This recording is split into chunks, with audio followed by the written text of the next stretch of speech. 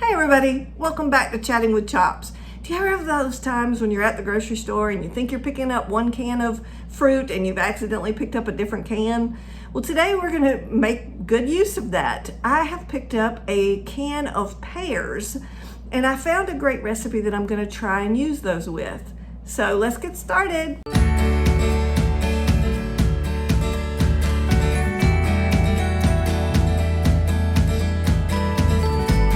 Today we're going to try and see if we can make a pear crumb cake. So we're going to start off by making our crumble topping that will go on top of our cake. And all right, so I have just a medium-sized bowl and I'm going to put my 1 cup plus 2 tablespoons of flour in.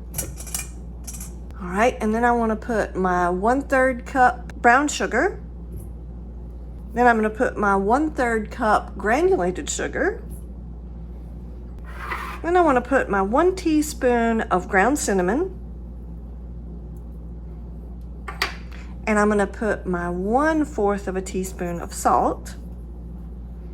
And then I'm going to take my 1/2 cup, which is a full stick of butter, and put it in here. I have melted it first, and then I'm going to pour it in here. And this recipe can be made vegan, so you can use your vegan butter. I usually try to make most of my recipes vegan friendly.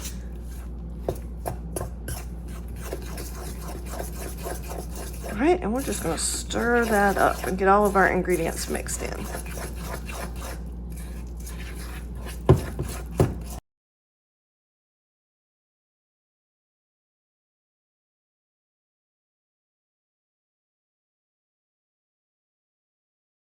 So I thought I'd point out really quick that a lot of times when you're making recipes that you've never made before, sometimes things look or sound differently than you thought they should. And by sound differently, this is supposed to be a crumble topping. And if you can see, mine is not really crumbly. It's kind of a thick, wet mixture. But I don't really like to change things mid-recipe, especially when I've never made it before, because I don't know. The recipe says it's supposed to be irregular sized clumps. This is definitely not clumps to me, but that's why it's great to have pictures, isn't it? And hence why I make videos on how to make these recipes. I think we've got everything mixed in. All right, so now we're going to start on our cake mix. All right, so it's time to start working on the cake part of our pear crumb cake. And you remember how I was just saying a minute ago that sometimes you have to be careful about the recipes that you get off the web, because sometimes it's just a typo. The recipe is fantastic, but it could be a typo.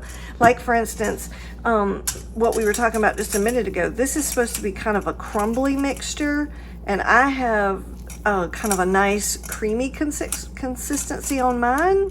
And the same thing with, I was just reading, always should read your recipes before you do them. So I was reading the recipe through, and I don't know if you'll be able to see it very well, but right here it says 1 large egg.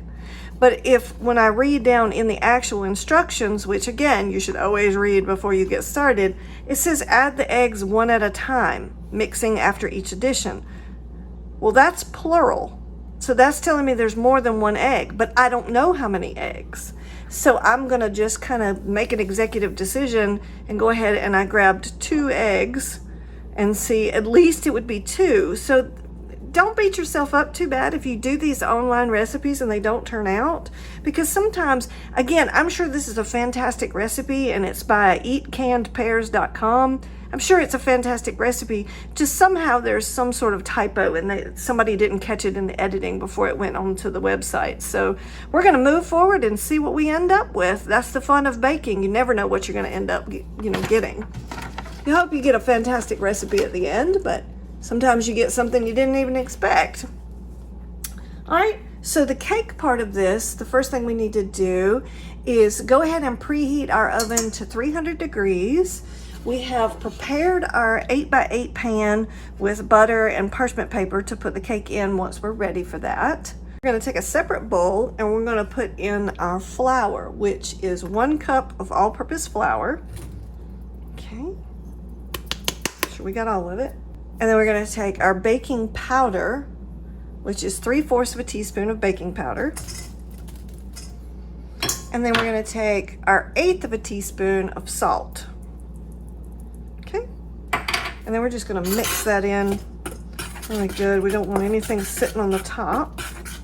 All right, and then we're gonna put that aside for the moment. All right, now we're gonna do our wet ingredients. So we've got our mixing bowl, and we're gonna put in our butter, which we have 5 tablespoons of softened butter. It's been sitting here on the counter, and I'm in Georgia, so it's hot. Okay, come on, butter. And then we're gonna put in our 1/2 cup of granulated sugar. And then we're gonna beat that really good until it's nice and incorporated.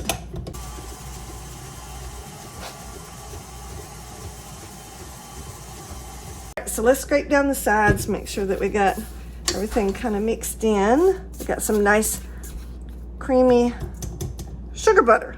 That's basically what we have right now, is some good sugar butter. All right, so now we're going to do the part that I was telling you about that has add the eggs one at a time. And it's saying to scrape the bowl after each one. So I'm gonna guess and at least say that means we at least need 2 eggs. I mean, again, I don't know. So we're just gonna kind of guess and see how we do.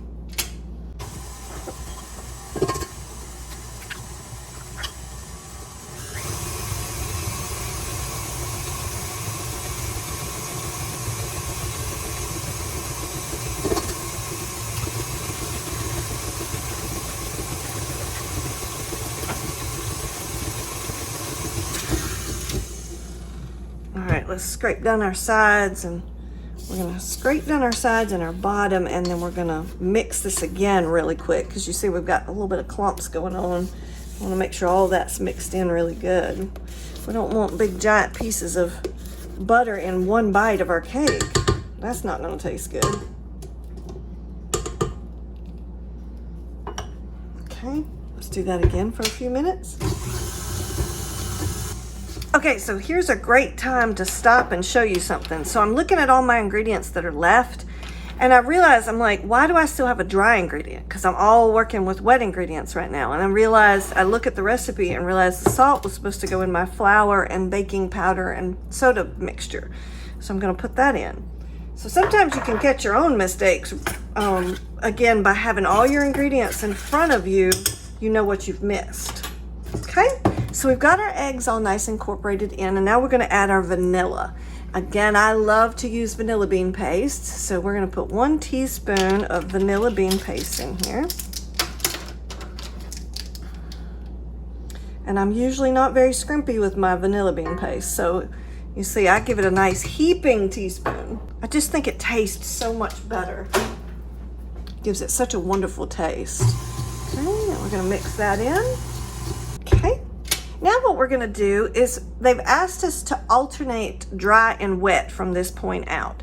So we have our 1/4 cup of milk, we have 1/4 cup of sour cream. We're gonna add these wet ingredients alternating with our dry mixture that we made earlier. So we're gonna leave the mixer going and just slowly add these in, alternating between wet and dry, and finishing with the rest of the dry.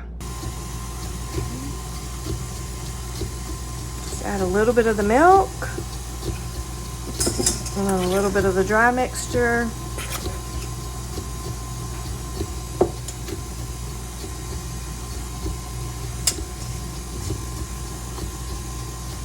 A little bit of our sour cream.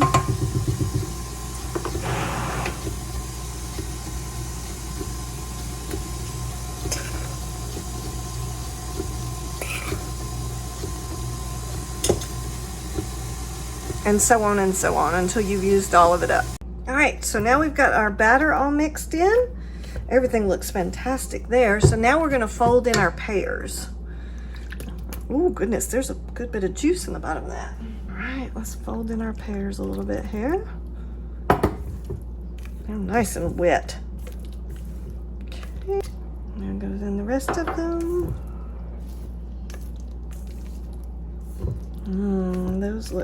That looks really good. That is a lovely looking cake batter. Okay. So let's hope 2 eggs was enough, right? All right, so now we're gonna take our prepared pan, and we're gonna pour into our pan.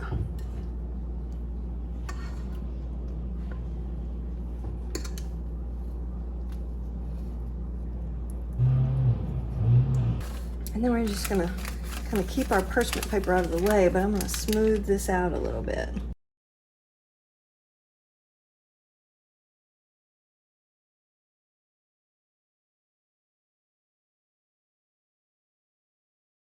So now we are going to attempt to put our crumble on the top.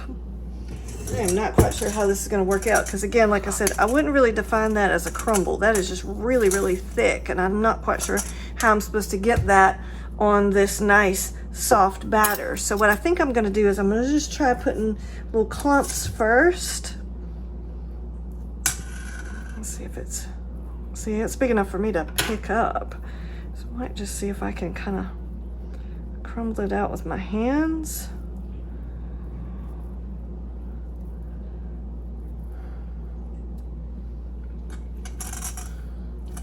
I mean, I don't know, guys. Like I said, this is the fun of baking. You know, when you're trying someone else's recipes, it's hard to know. Sometimes even if you do have pictures. And that's why it's really awesome that I try to make these videos for you. So if nothing else, you can learn from my mistakes, or you can see how it's supposed to look. So if you start going along and yours doesn't look like mine, then in this case, it would be good. But if yours doesn't look like mine, then you know maybe you're already going in the wrong direction. If you're hearing any crazy noises in the background, my husband is home and he's doing some woodworking outside. So it's a fun addition to my videos. You get what all my family is doing in the background too, or the laundry going, or whatever it is that we are trying to get done in a day, right? So again, you see, I'm just trying to cover up as much of the batter as I can without upsetting the top of the cake too much. I don't necessarily want my batter mixed in with this topping because it is supposed to be a topping on the top of the cake. And I am going to use it all because all the ingredients that were in it tasted really good. It sounded like they would taste really good, so I don't want to miss out on it. Again, I'm pretty positive this is not how the recipe is supposed to be, but if it ends up tasting good, that's what my husband always says, it doesn't always matter what things look like as long as they taste good. Okay, so we're going to put this in the oven for 300 degrees for about 25 to 35 minutes until it's set and it's nice and a nice pretty golden brown like a cake should be on the top. So I'll bring you back and let you see how it looks. All right, so we got it all finished.